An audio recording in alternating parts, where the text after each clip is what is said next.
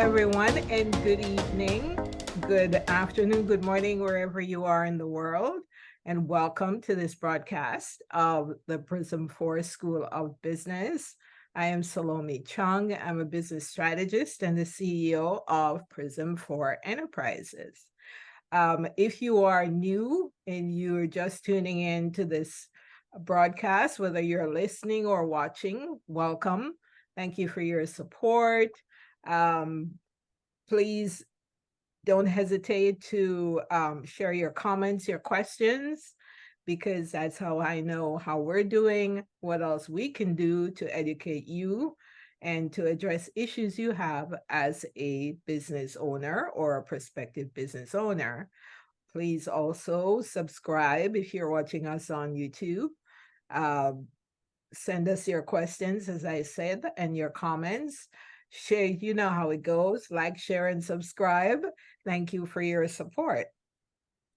As you know, we're talking business with me, and our goal and desire is to address issues in the business realm. So today we're going to be talking about a burning question, which is AI slash Chat GPT. I have with me today my friend and colleague, Dwan Bernhagen. I hope I'm saying his name correctly. If I haven't, he can correct me. Bernd is Dwan, sorry, is a marketing expert with his own platform, very all-inclusive platform that aims to satisfy all of your marketing and funnel needs, your lead generation needs, et cetera, et cetera. And of late, artificial intelligence has been playing a leading role in marketing and how business owners address their marketing needs. It has really brought about some transformative changes. AI technology, such as GPT, offer unprecedented opportunities for business to engage with their target audiences in innovative ways. However, this technological leap also raises critical ethical considerations that marketers must navigate.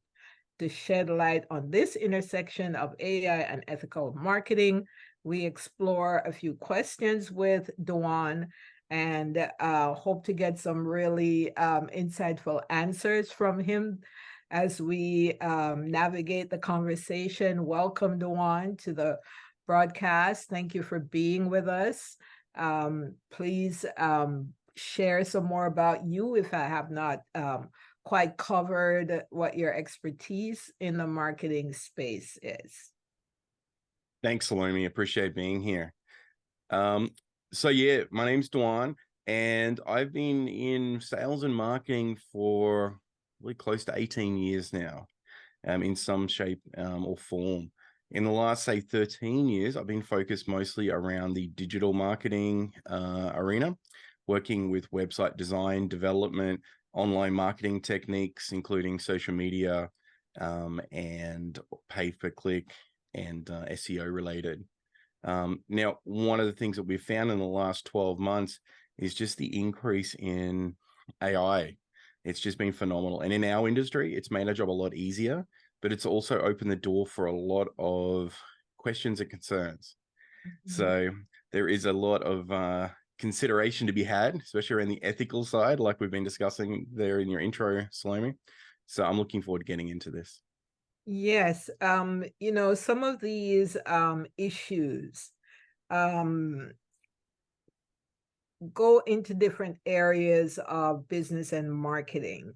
And, we're not trying to navigate a delicate balance between personalization and privacy, guidelines and regulations for ethical marketing. So we're going to dive into some of those issues, questions, just the whole ethical considerations for artificial intelligence in marketing with particular focus. And I'm not sure, Dwan, as we continue the conversation, whatever direction it takes us, it takes us. So, and I know AI is not just about Chat GPT, but we're going to speak about that in depth. Now, my first question to you would be, how can AI, particularly Chat GPT, be used to enhance ethical marketing practices and ensure transparency in advertising? No, great question. So if we look at the functionality of ChatGPT and what it's actually capable of now, you've got the free variation, which is incredibly powerful in itself. And then we have the paid version as well.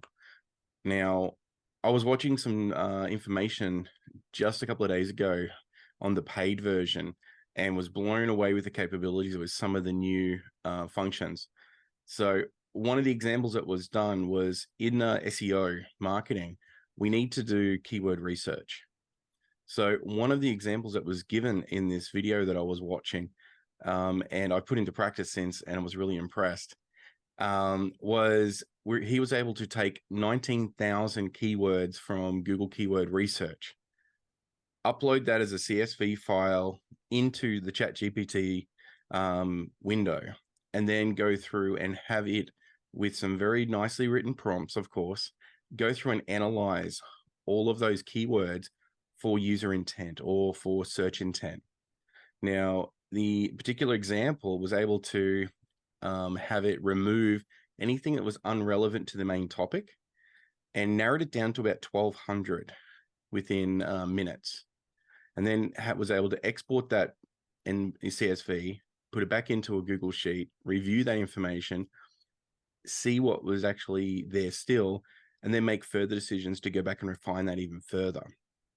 Now, in order to get to that point, it was actually also used to create the topical authority research. So what we mean by that is ask the correct questions within the ChatGPT interface.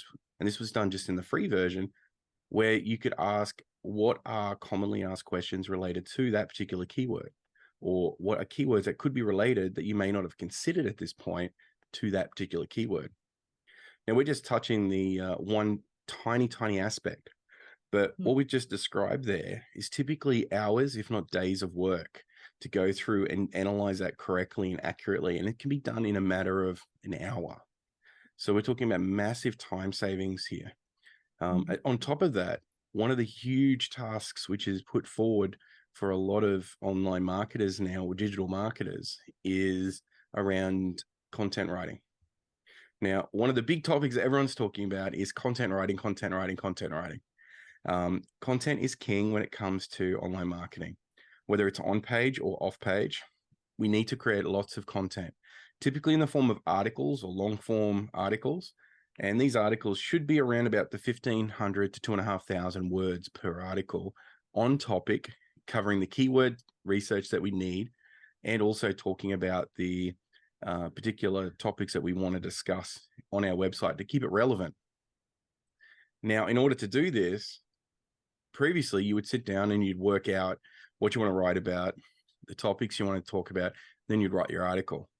Well, with ChatGPT, you can now create title suggestions by asking it nicely prompted questions.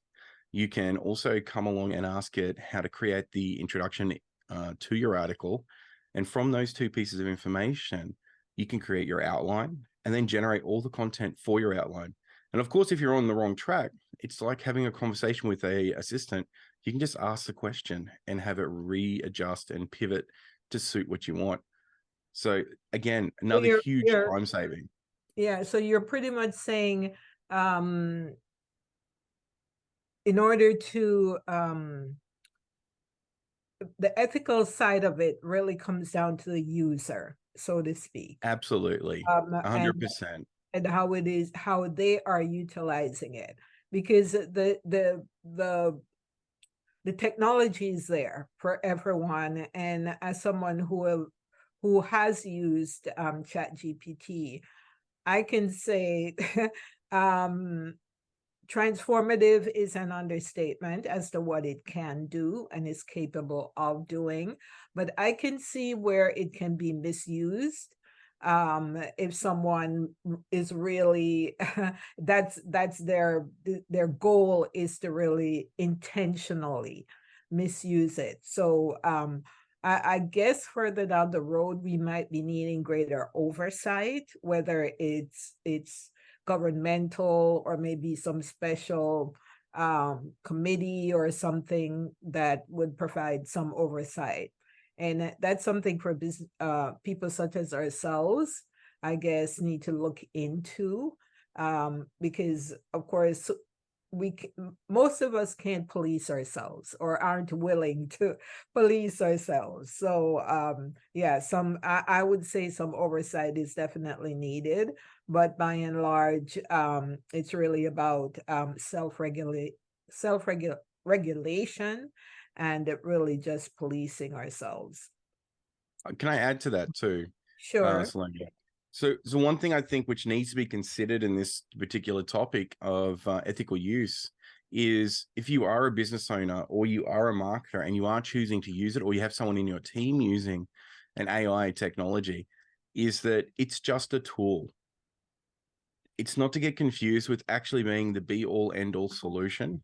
Everything that you do with it has to be checked by a person who at least has background and an understanding in what your topic is. Because if it's garbage in, garbage out, now you can get some fantastic information, and what that all comes down to is asking the right questions, and then those questions have to have some of the content knowledge. So the person actually putting that information in, and that's where some of the ethics come in.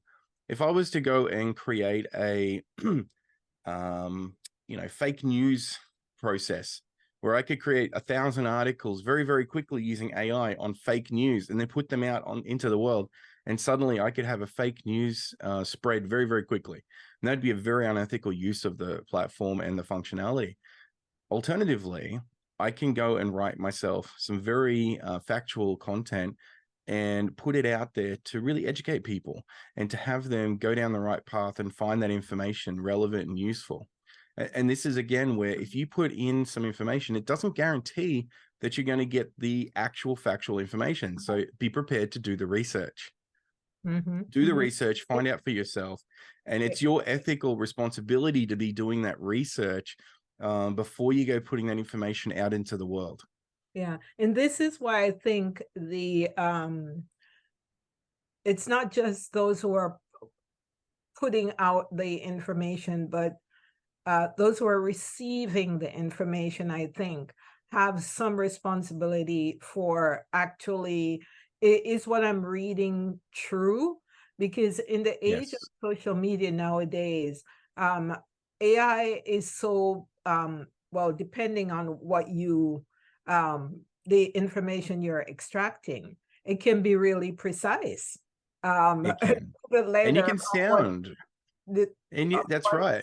It can you're very much asking sound like for. it's genuine. Yeah, And so if you're doing Oppo research on someone, for example, what are the chances that what comes back is not true?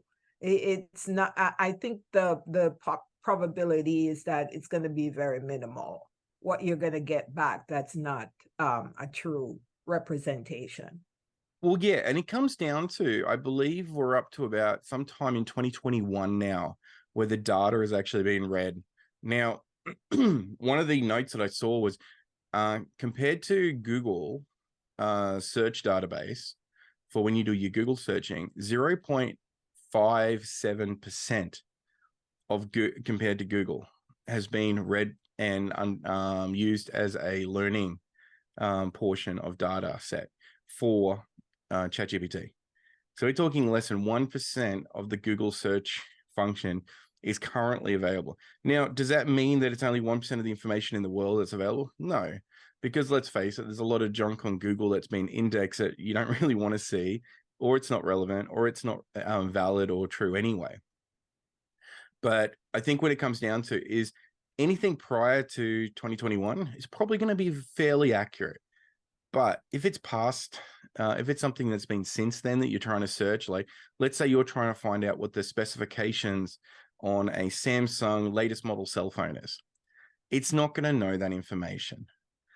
Yes, you can go down to and use the paid version of ChatGPT now, where you can grab a link from a reliable source and actually ask it to summarize the information or to extract the information that's relevant from that page. And then it'll give you the accurate information because you're giving it a source to do that from.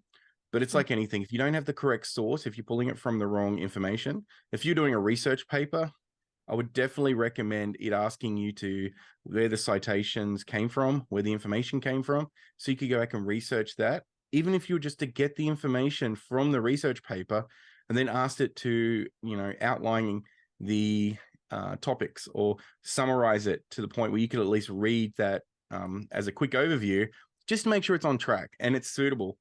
Because the last thing we want to do is when you're putting information out there as a business or as an organization, is you want to make sure it's accurate. You don't want to look like a fool putting out information which is inaccurate. And if you are fully relying on just what comes out, I mean, that's like going and outsourcing the work to someone and asking them to write it when they're not familiar on the topic and expecting them to come back with the same answers as you would. Yeah, and that's a good segue into my next question, which is what are so, and we've been discussing some of the potential risks and challenges, and that's one of them, accuracy, Yes. how relevant the information is, because as you said, it's garbage in, garbage out. It's what you're asking the technology to do. It's responding to your requests.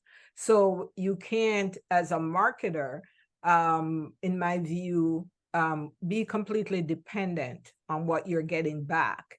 If, like you said, then there's no manpower really doing kind of what am I trying to say? Really going into what you get and do it and making sure that it's actually a good representation. That's the word of what you want to portray to your market. It's no sense you coming up and saying, "Oh, my competitor, their razor causes bleeding to its users." And when you do the actual research, it's not true. And that's one of the potential risk, because then you open yourself up to litigation. You lose credibility. Nobody believes you, and it damages your business. So that's a big potential risk there. And of course, in addition to discussing these, we've been talking about ways to mitigate them. Do your research, do your oversight, really analyze the information you're receiving so that it's actually meeting what you're asking for and what you really want to portray to your customers. Now, That's absolutely correct. There's a lot of cases where there is software out there, for example, just in article writing, where you can write 1,000 articles in one day just by giving it a topic on some applications using AI. And it can export that directly into WordPress websites. So what we're seeing now is we're seeing article archive sites popping up within 2 weeks with over 10,000 articles. And I'm not saying it's cheap for them to do it. What I'm saying is it is possible to do. So you can imagine that if you are using that in a negative impact way, and you're putting out negative information, whether it be propaganda, whether it be misinformation, whether it be corporate sabotage. I mean, there is so many unethical uses for it. And whilst it is in the terms and conditions and the ethical use policies on all the applications that they do abide by and that you use it in the correct way, once that content is being generated or created, there's no control at that point. Once it's been generating, and you're at the mercy of the person, and that's where the self-regulation needs to come in. And this is where the user must be savvy enough to take a moment, read it. If it doesn't sound quite right, then jump on Google and search it and just see if it's real. It's like that old case where we've all seen it. We've gone on social media and then somebody started a thread saying this celebrity has died. And we're like, what? That's not true. Surely. And then we jump on and we start checking it. If all the news is reporting it, okay, that's real. Otherwise, no, just another scam. Mm-hmm. For what purpose? Well, who really knows? Not Mm-hmm. all not all of these unethical uses will have a obvious purpose, but it could be something as simple as misinformation, Mm-hmm. to get that information out there and just mess up something that's already accurate and out there that someone's put a lot of time into. We And really don't know. sometimes it's just mischief, you know, Exactly.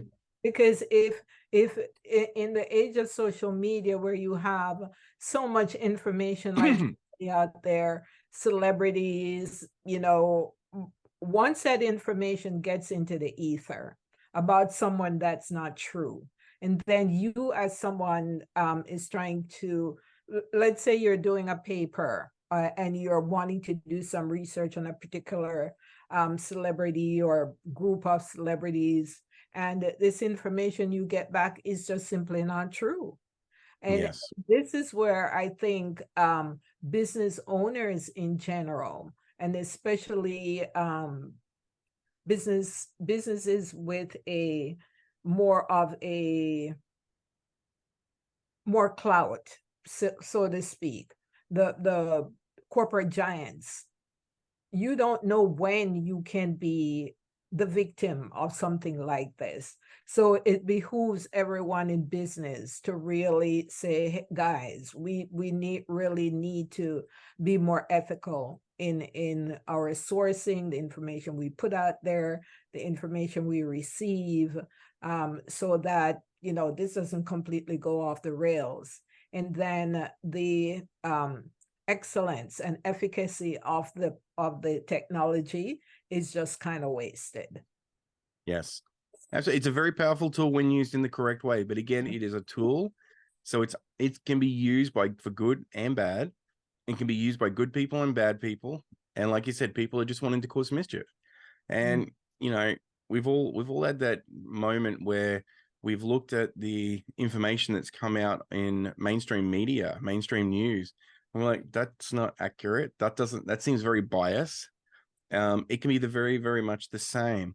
When you actually put a prompt into a writer like ChatGPT, you can ask it a question and put in your bias. So if you are putting in your bias, you will get out your bias. And this is where you just need to be concerned with what's coming out. So if you want your bias out there, that's not a problem at all. But in an information age where information is coming out so thick and fast, I mean, most people are skimming over the information in the best part. And the reason for putting out a lot of mass media is not so much for people to read it, but for Google to read it. And if Google starts looking at your information and realizing at some point that a lot of it's misinformation, you'll probably get negative results anyway, which is probably going to mark down what you're trying to achieve with ranking a website, which is the main purpose of in generating a lot of content for small business, for the purpose of marketing. So just keep that in mind when you're generating it.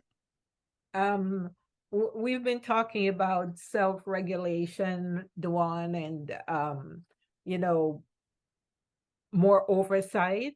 What other guidelines do you think? What as a marketer, small business owner, businesses in general, what kind of guidelines or regulation should marketers follow when using AI-powered tools like ChatGPT to avoid deceptive or manipulative marketing strategies? Yeah, I think that's a great question. I think you need to make sure you put a real person in charge at your company level who has invested interest in your company or your business. Somebody who's actually going to check, read everything before it goes out. And we just call it a sanity check. Back in the day it was called, just editing work. You'd have your editor check it before it went out. You need to do the same. You can't just generate something with AI and then just hope it's going to be okay. I've generated content before and then looked through it afterwards and go, wow, that just mentioned 3 of my competitors. Now, you think I'm going to put that out there on my website? Absolutely no way, because it's not relevant at that point, but it was already generated. So when you're knocking out 100 articles at a time, and then you're coming back and you're trying to edit, review, and then post them. So I have a process. When I create an article, and this is just talking about the article for the moment, I will actually take the article, I'll read through it, and I'll make sure that it's actually on track and it's what I want to talk about. Then I'll take it and put it in Grammarly. And I'll put it through Grammarly just to humanize it a little bit and take all the suggestions that Grammarly makes that I agree with. And during that process, that gives me another chance to read through the article. Now, is this the quickest way? Absolutely not. I'm spending a few minutes making my article, then I'm spending a few more minutes going through and editing and reviewing. Then I'm spending a few more minutes with Grammarly. Then I do my plagiarism test. And then I'm comfortable to put it out there into the ether. So I'll spend a minimum of 30 minutes on an article. Now, you can do an article, like I said, hundreds in an hour if you want to, and just put them out there without reading them. But that's at your detriment. And I strongly recommend not doing that. When it comes to other applications like Midjourney, where you can create imagery, you have to be checking those images really thoroughly too, because you don't know if there's something in there that might misrepresent your company. You might have something in there which just makes your company look a little bit, in the wrong light, because because the image has been generated. You may not see it straight away, or the person who's generating it may not see it straight away. So I would treat it the same as this. If you're going to make a brand new website for your business, you wouldn't trust the marketing company to make it and just put it straight on the website without reading through all your content and looking through every page of your website. So why would you do any different with anything you generate with AI? If you're going to get a pamphlet made or a handout or a brochure, and you're going to get that printed and get 10,000 copies to print it out and then go and hand it out to people, you'd read it, you'd reread it, you'd have multiple people in your business check it to make sure there's no typos, make sure there's no misinformation, make sure there's nothing in there that's going to make you look bad, or you're going to have to try and fix in the future, or throw out the whole 10,000 and do them again. Mm-hmm. So treat it the same. What people tend to forget is, because AI is so easy to generate and so quick to generate, they don't give it the same attention as they do previous hard copies, that they would print out and get ready. Yeah, So just give they it that get extra they get attention. yeah, they get lazy. It's like a college student who wants to copy and paste everything. They didn't do the research, they didn't do the work, and Yes, they get into trouble for plagiarism. very Now true.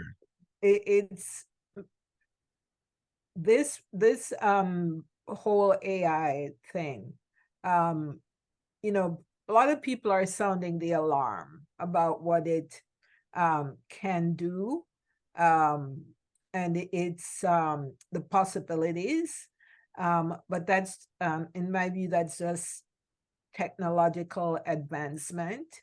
And I see the dangers, as I'm sure those people who are raising the alarm, but the danger is really in the human application. It's not in the application itself. Is what we as humans then use it. It's kind of like developing a virus that's meant to save humanity, but then someone comes along and kind of implement it to then create something that's harmful. So Yes. in my view, I think that's we should be putting more focus on that. And there are a couple of companies like Airbnb and IBM who have implemented ethical AI in marketing. Um, both Airbnb and IBM, they are really transparent about the fact that they're using AI applications in some of their services, so that the clients do know.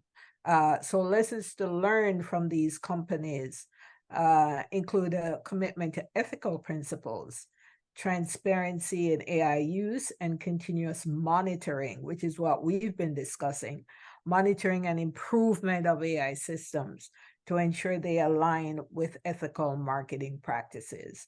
So at least as we talk about some of those,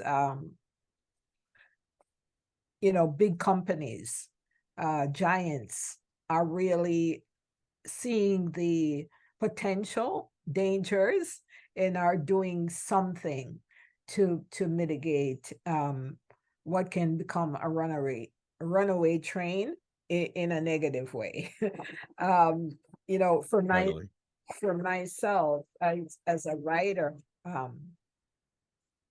what I hear from authors, ghostwriters, you know, editors, people in the writing realm, in the writing space. The fear is that there will be a lack of creativity. Um, you know, now we're going to have a slew of books that are written by a platform, a technology, rather than by an actual person. What are your thoughts on that? Yeah, look, I've been here and I've seen this. And I think the thing to remember is it's a tool. It's gonna, if you're feeding it information, you can write some amazing content with that. And if you're feeding it terrible content, you'll make a terrible story. Mm, So I've actually seen some people who have written some books with it, and the books are great. The books make sense. The books are really nice. But what we're doing is we're giving a tool to people who may have all the knowledge and all the experiences, but just not have the skill set to write a book. mm, I've spoken to writers in the past few months, and I've heard their concerns, and I totally agree that there is a potential for lack of um, a lack of creativity. And in some cases, there was even mention of a writing style. So you can generally tell when something is written by ChatGPT because it's like telltale signs. If you're writing an article, it'll do a lot of similar sort of layouts, unless you teach it how to write it in your style. And you can do that over time. You can actually give it personas. You can create personas which actually, I am a certain person of a certain age group. I have these beliefs. I have these interests, and I am a writer for this. And once you start creating a persona, you start to create like a real person almost, that it's written in their perspective. And they're going to have a different perspective to somebody else, just like you would when you were writing a book. But when you start going through and you ask the questions, you can actually also, when you get output, you can refine that. Like I've written articles and written content, and in conclusion is written on almost every final paragraph. So the first thing I do is I come back and say, please remove in conclusion and find an alternative. So I'm asking it to fix what it's come out with. And I think if you get people who are willing to put the time and effort in to write, that's what's going to happen. The other thing is, you don't have to just deal with what's come out. You can edit it and adjust it. Just put it into a Google Doc or a Word doc and just edit it and make it personal to you. A lot of artists are definitely going to be concerned by this because it is taking the ability to write, which was previously a very sought after skill set, which not a lot of people had the ability for. And it's making people who now have all the information, but not necessarily the means to go and write a book, are yeah. able to write a book. I It, think the it's real, ethical, it's diluting the skill. it So is absolutely. it's no longer a skill. It's become very automated. And I think that's the fear for a lot of people who are naturally gifted Absolutely. at writing, that, wow, now what is that going to mean for us? Um, Yes. And I it, think you're it, right. I think it's a I can't legitimate, imagine Harry Potter would have been written in AI, or Lord of the Rings, or some of these great stories, which are very, fanatical and had lots of, and if we think about those sort of stories and the way stories are generated, they normally have a plan on how they're going to play out. So if you have a series of 6 books written, to do something like that in AI is incredibly hard Mhm. because you can't plan, that much out in AI at this point. It just doesn't have the memories to do it. You could create an outline for those books and you could create outline stories and then fill it all in. But as the person driving, you're going to have to keep track of all the stories and make sure it's actually not mixing them up, just much like you'd have to do if you were writing the books yourselves.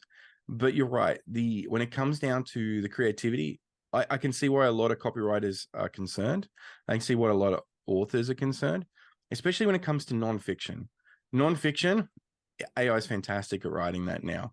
And if you drive it correctly and prompt it correctly, it can be really, really powerful. When it comes to children's books, it's getting really good at that too. For longer fiction style books, it's a little hit and miss. You'll see a lot more short stories coming out, I'm sure, and a lot of short story novel collections. But when it comes to like full blown, 800-page novels and books like that, you're probably still going to see those to be masterpieces written by individual authors.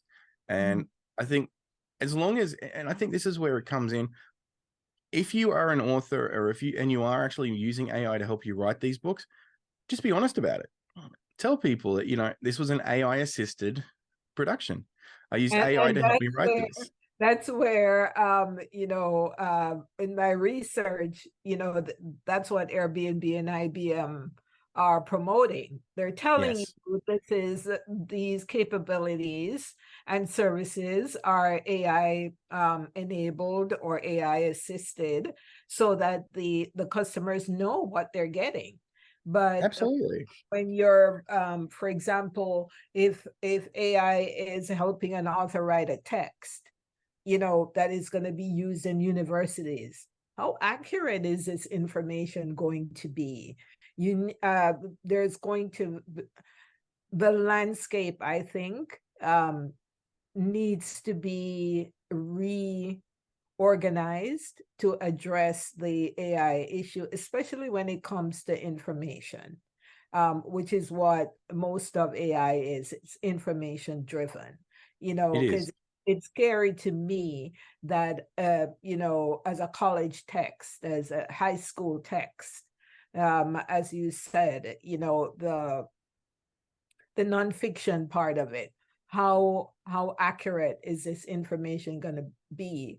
That's going to live in perpetuity. It, Absolutely. it's scary that chances are a certain percentage of it is not going to be accurate or true.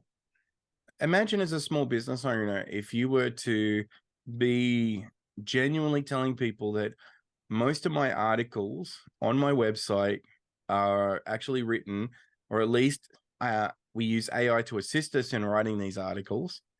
And you have a disclaimer there. And if you're using a chatbot, we're using an AI assisted chatbot. Now, it doesn't mean that it's always AI. You can just use the term assisted and indicate the fact that you're leaning on AI technology to help you with it. Now, you're going to get a healthy level of people who sit there and go, oh, I don't want to do it because it's AI. But you're going to get a lot going, well, you know what? It makes sense. It's progression. And if you're a large company, I think people know that IBM and Airbnb have a lot of staff. If you're a small business, you don't have all those staff. You don't have the hundreds of people to lean on in a marketing team. You don't have 20 people to lean on. In a lot of cases, it's 1 to 3 people. And if you could actually just hand off some of those tasks, and some of the more mundane tasks, but are just as necessary, like social media posting, where you can use AI to help you write the content for a social media post, where you can be more pointed and targeted and get a better response. If you're going to do advertising campaigns, like one more recently that I was working on is I used AI as a well, how would you describe it? I'd use ChatGPT to help me come up with some business names and then some slogans for a business. And then I had it come up with some explanations. And I spent hours and hours and hours and still wasn't happy. And in the end, the name that I ended up coming up with didn't come from ChatGPT, but I'd spent about 3 to 4 hours bouncing ideas off ChatGPT as if I was bouncing it off an individual or a group of individuals in a room. But I could do it so quickly and so powerfully, and I could get all these ideas, and I didn't make anyone feel terrible about saying no to their ideas, because what I was able to do is just go, yes, no, that one's good. Let's work on that for a little while. And something which would normally take weeks with a group to go and bounce ideas back and forth, I was able to do in a matter of days because I was able to bounce those ideas back and forth. Previously, I've done similar tasks where I've asked for slogans where I've realized that a business was going in a different direction, and I needed to adjust and pivot accordingly and change my concept that I was pushing forward to my clients. So I was able to use ChatGPT to say, look, my clients are more like this. My previous slogan of this isn't really working. Give me 10 suggestions. And when it came out with 10, I'm like, well, okay, it's on target, but not what I want. Give me another 10. Okay, we're getting a little off target. I adjust the prompt accordingly to give me more. So it is a very, very powerful tool for small businesses where they don't have the marketing team. But if Yeah. they're honest and upfront with their customers and just say, look, we are leveraging. And why are we doing this? Because we can keep our costs down, or we can maintain quality of service with our current team without having to expand at this point. So I think that's where just a little bit of honesty. And if you're doing work as an agency, as a marketing agency for customers, just be honest with them and say, look, we are doing AI assisted writing for your article content. We are using AI technologies to help us with your SEO. We are using AI technologies to help with your ad placement. Are they going to say, no, I don't want to deal with this? Most likely not, because they still don't know how to do it, or they don't want to do it. If they know that you've put in the best practice and the research and you're actually putting it in and you're doing it at the price which you're all agreeable and happy with, most people in business are going to be happy to go down the path. But if you try and tell them you're doing it all manually and then they find that you're doing it with AI, that's when they're going to feel deceived, and they're not going to feel like you're being ethical with them. Awesome. No, I agree with you, Dawn, that I think it's a powerful tool. As a transactional tool, it's powerful. It's an amazing aid to small business, as you say, who don't have the manpower. They can go create a lot of stuff on ChatGPT, a lot of content. Uh, if you're doing Facebook, LinkedIn, whatever content you're using, email marketing, it's not that much content. It's not that much text for you to quickly, edit and go scan it to make sure that it is what you want to say. It Correct. represents you. It's largely accurate. Where I find that the challenge is going to be is in the information space, where you're book writing, editing, Yeah. The especially long form content. especially especially for nonfiction. That's really in the space where you're creating information for the present and the future. Yeah. That might be a problem if we are not more vigilant about how we're collecting the information, what information we're collecting, and whether or not the information is largely accurate. So I agree. that's where I see the danger. But in terms of transactional and what it can do, even in writing in a certain sense, uh, if you're someone writing short form articles and you have the time, energy to really go edit your information, it is without a doubt a powerful tool. But I see where there could be ethical considerations in certain sectors and certain applications of AI. So having said Absolutely. all this, as you're a marketer for in the small business space in particular, if you're doing uh, a advertising, say, program for a small business, you're doing a campaign. What advice would you give a small business? You're using AI-driven technologies to do Yes. this, and you're upfront with them. This is what we're going to use. What How would you guide them in terms of making sure their use of the technology is ethical, that it's not deceptive, while at the same time being very credible and believable, and capture the audience they want to capture? Yeah, powerful question there. And it's something I've considered many times, actually. With the usage, I'd say you start with using it as the tool as intended. So start using it as a positive tool to help you. Use it as a brainstorming tool initially, help you come up with some concepts and ideas. Ask it questions about, that you may not have considered how your marketing currently works. Ask it about questions about your competitors. Ask it questions about the kind of customers you have. Help it create the personas and the demographics for the customers that you're looking for. Use it in a way where it becomes a tool to help you quickly gather information that would normally take you a larger amount of time or research to go out and gather and get. So if you can come at it from a point of view of, I've got 16 tasks to do to get my marketing campaign up and running, then pick the ones that are very, very complicated or take a lot more research and start working on those within ChatGPT or something similar. And, you'll find yourself being able to cut out a lot of that hassle in between where you have to do a lot of that research. And then you'd be giving a lot of misinformation even on your research, whether it's coming up in Google and Bing, you'd have to identify whether it's real or not. And that's where you ethically and as a business, you need to make the decision what's real, what's accurate, what matches your company ethos, and what's actually going to be something you want to roll with in the future anyway. Because at the end of the day, marketing all comes down to your individual preference. Doesn't matter what a system says. It doesn't matter what an AI says. If you don't agree with it, don't do it. Just because Yeah. the AI says it, it doesn't mean you have to do it. But use it as the tool, use it to ask the questions, use it to gather the information, collate the information, have it summarize information. If you've got too much information, just ask it to summarize it and give you small bullet point forms. You can use it in so many different ways.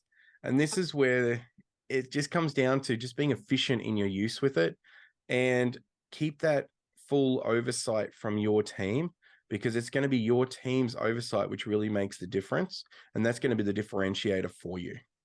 I think that's really uh really, really important. And one of the awesome features of AI, which I think a lot of people are overlooking, goes back to the human nature of people who want everything quick, fast, and easy. It's Yeah, a powerful research tool. It's a powerful research tool. You just going into using AI to say, I wanted to do this for me, and that's it, is such a waste of the technology. It's an amazing research tool because you can gather so much information and be able to create so much more content if you're really doing the research. Of course, like you say, with any type of research, you want to yes. really more than one source of information. But if you're willing to do that, the sky's the limit to what you can use the technology for. So, Absolutely. Imagine walking into a library, the largest library in the country, and being able to go into that library and be able to locate every single paragraph which is relevant to the content you're researching right now. That's what we're talking about. Now, is it at that point yet? Not quite, but it's pretty close. And you can still gather enough information to overwhelm yourself. But if you could go and find like research papers on a particular topic that you wanted to find, which is extremely abstract, maybe no one else has really ever looked for it, and it can point you in the right direction, take that information, feed it into Google, and go search for it. Or go and look at the initial source where it's claiming it came from and find it for yourself and go that extra stage. And that's the key to it. It's about using it, and whether it's the full cycle or whether it's just part of the cycle, it's a great starting point for your research.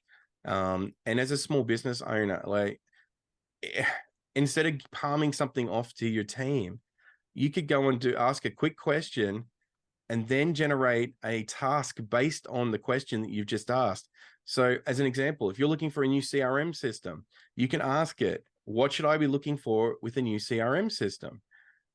Now, that's going to give you an answer, but a better question would be is I'm a small business, I work in this industry, I have this many staff, these are my daily tasks, these are our types of customers, these are the things I'd like to track. Can you give me some great questions that I would need to ask to go and find the right CRM for my business? And see what it comes back with. You may be very surprised. And those would be great starting points to give to an individual within your business who may not know anything about CRMs because they've just been asked to go and find it because you want it. And you say it's a great idea. But now you've armed them with the questions that they need to go and ask. And you've already checked them and you go, yes, I want to ask that question. I want to ask that question. So you can use it in all aspects of your business, not just in marketing, but in ways to really help you be more productive. And you can use it to help with that research. And that research comes in forms of not just existing content that's out in the world, but help you gathering information to go and ask the right questions for new content, which you may not know exist yet. Awesome. Well, this has been really informative, Dewan. I have learned so much from you in this chat GPT AI/AI space that I didn't know about. And I mean, the sky's the limit. And what you can learn if you use the technology in the right way is just expansive. I think there's no end to it, what you can learn and what you can use it for. And as time go on, it's going to become even more expansive. And that's a challenge for us as business owners, whether small or large, to really now come up with a system where there are guidelines and regulations, because you know human behavior, someone's going to want to try to do something that's unethical or Yes. illegal, and if there are no rules, guidelines, or regulations, um, it's scary to think what could happen. So let's hope the powers that be, and I know there are discussions underway now in Congress and you know, in the government as to what type of regulations would be appropriate for this technology. So let's hope they get that right. So before we go, Duan, please share with the audience what you do, how they can connect with you, where they can find you, so they can get the same kind of information I have received from you in terms of AI and Chat GPT. Sure thing. Thanks, Salome. Look, when you can reach me, I have a company called Be Savvy. You can reach me, go and have a look at our website if you like at besavvy.io. You can reach me at Duarne, Duarne at besavvy.io. And you can reach out and have a chat. You can add me on LinkedIn if you like. It's Duarne Bernhagen on LinkedIn. And more than happy to have a conversation in relation to anything AI or Be Savvy. Be Savvy, for you who are not aware, is an all-in-one sales and marketing platform. We replace about 16 pieces of software, including sales funnel builder, website builder, form builder, survey builder.